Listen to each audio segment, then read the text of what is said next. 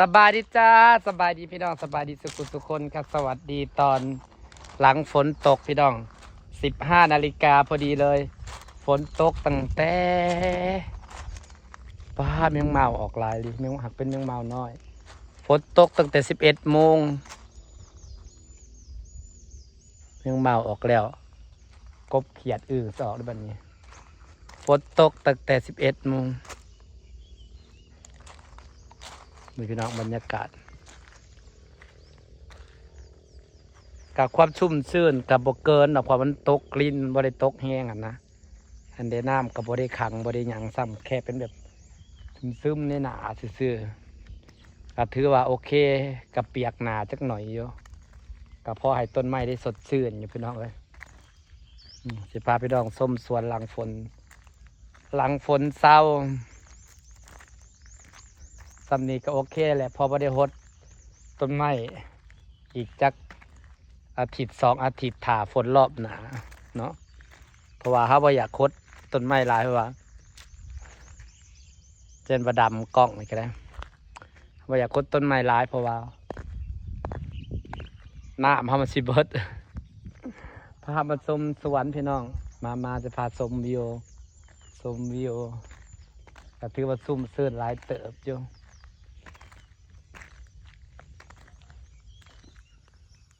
ความสมซื่นสิได้ซุ่มซื่นสำใดเด้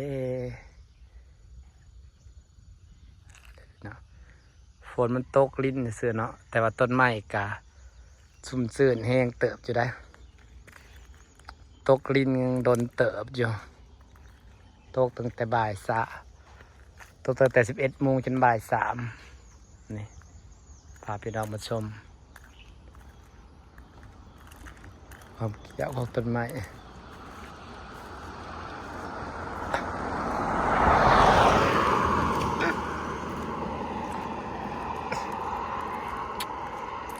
แมงเม่ากำลังออก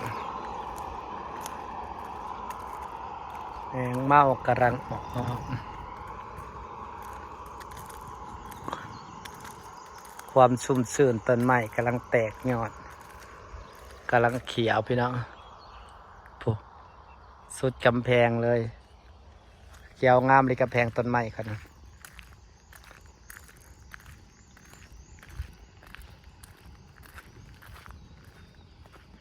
มาดูการเปลี่ยนแปลงหลังจากฝนตกนะคะนี่พาเบิ่งเขียวงามขนาดนะ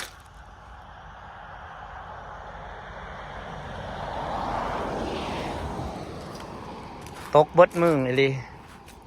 นะก็ได้ความซุ่มซื่นหลายเติบอยู่นี่จ้าเบิ่งก่อนแต่มัน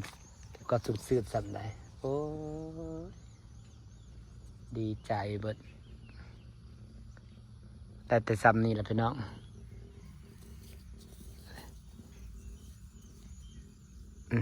เปียกแต่หนาดินเสื่อคนนี้ฝนตกบ่ได้แห้งเนาะตกลิ้นเสื่อแต่ในใบมันนั่นแหละ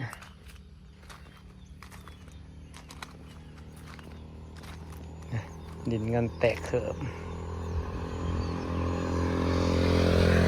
เปียกแต่หนาดินซื่อแต่กระสดซื่นลายเติบเจอเนี่ยก็ว่าสิเปียกแห้งบ่ลงอัดพื้นซับก็ตกโดนเติบเจอ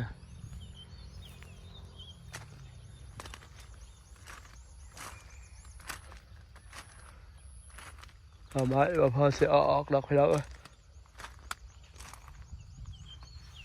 แต่ก็สิกุ้มลายมือเติบจ้ะให้มันได้ความชุ่มชื้นเนี่ยพาไปลองชมความชุ่มชื้นโอ้มาจับเบิ่งขี้ดินนะฮอดบ่เปียกนะซ้ำเนาะ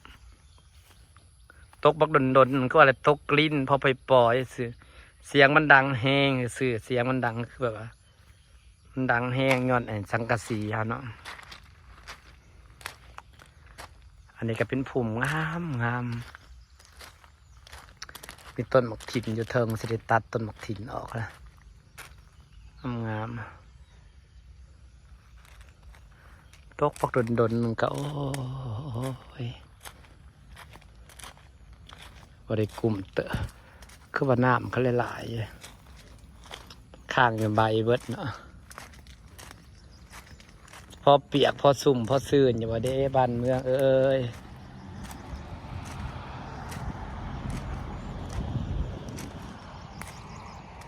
แต่ก็ได้ความสดชื่นได้ความเขียวอยู่เด้มันนะ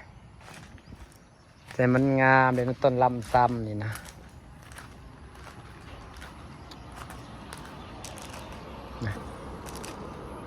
ต้นลำซ้ำเนี่ยมันงามถือฝนไทยแห่งกงามกำแพงสันในข่อยก็งาม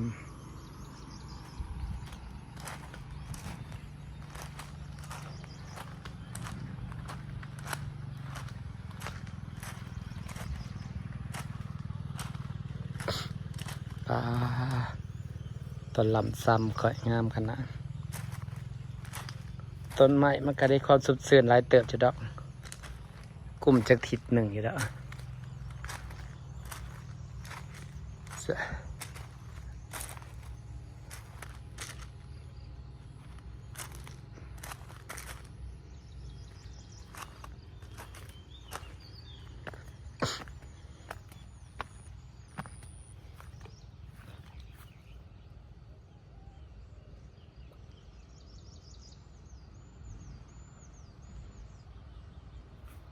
น้ำสระได้ใส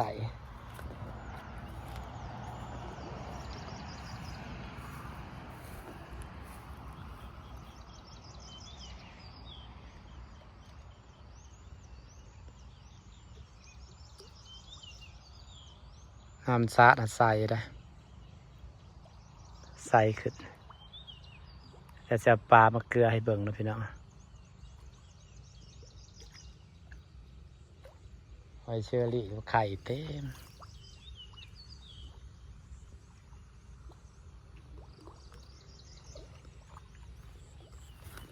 ปลาแตกสะแซว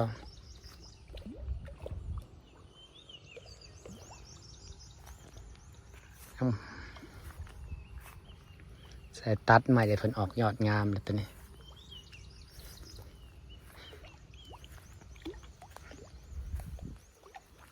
หิวแล้วเหรอ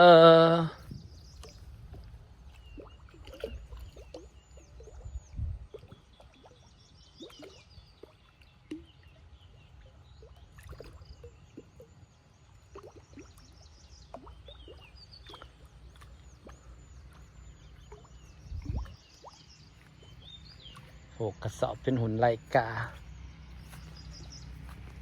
นกกระยางขาวมาวนดอกแก้วตัวนี้กำลังเสียออก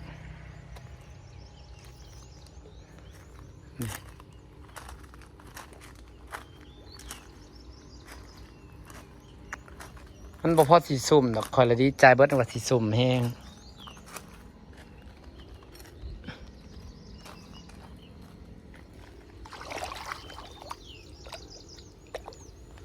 คอยละดีใจว่าสีสุ่มแห้ง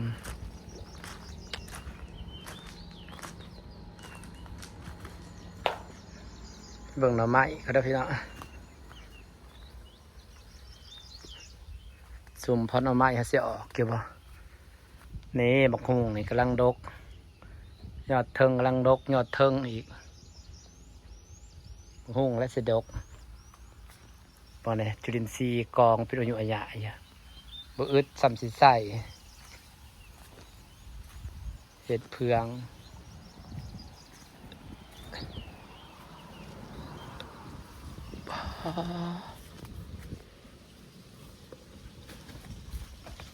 มาเบิ่งหน่อไม้น้ำกันเฮ้พี่น้องป้า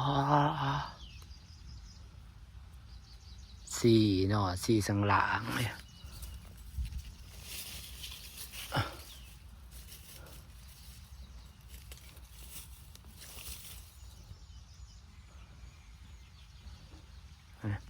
หนึ่งสองสามขนาดฝนพันได้มาดิสี่หาหน่อฝั่งนี้ได้ซะสองหนึ่งสองปลาส อนนี้มาตัดให้พี่น้องเบิ่งก็ความหน่อไม้ออกหลาย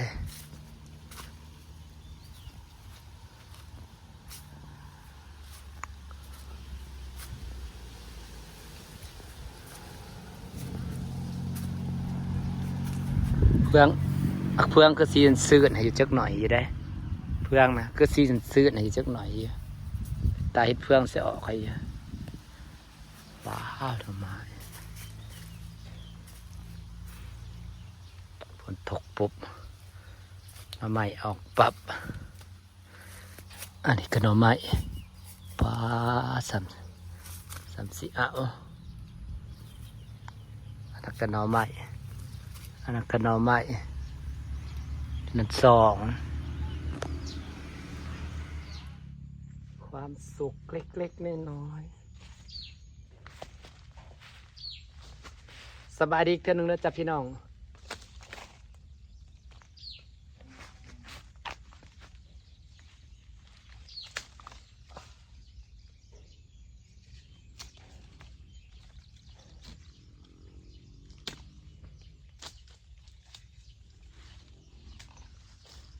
เอาใบข้างล่างมันออกก่อนสิทายหุ้มพี่น้องเบิ่งเอารูปสวยๆเนาะพี่น้องเนาะเราจะพาพี่น้องเบิ่งกอดอกไม้คักๆพี่น้องออกนอกคักเอเรียรอป้อ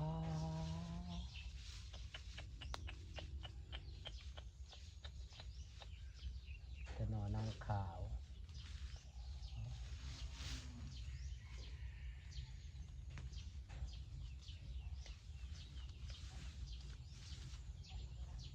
เม็ดเฟืองกระเหน่าเต็ม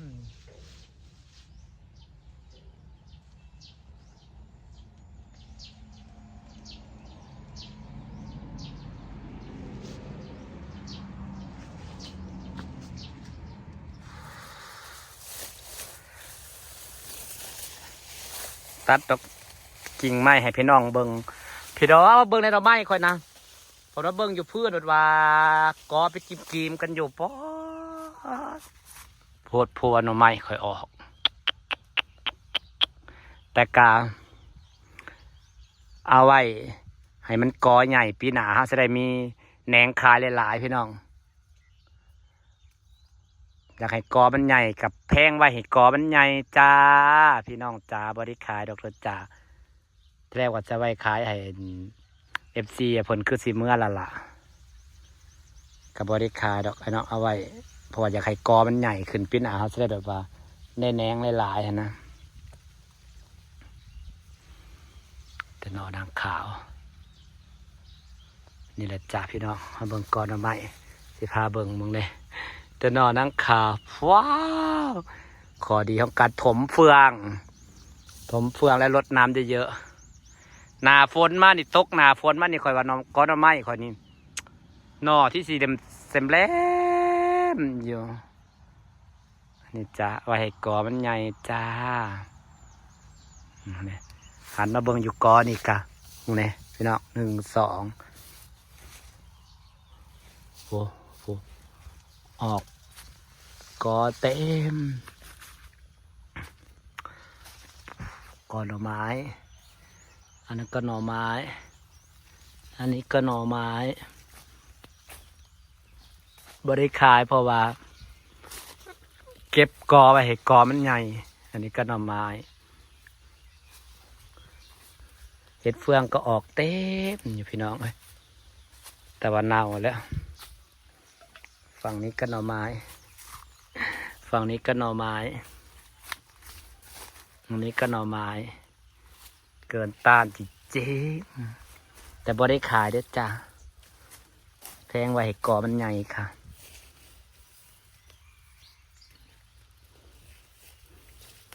ฝั่งนี้ก็หน่อไม้2 กอ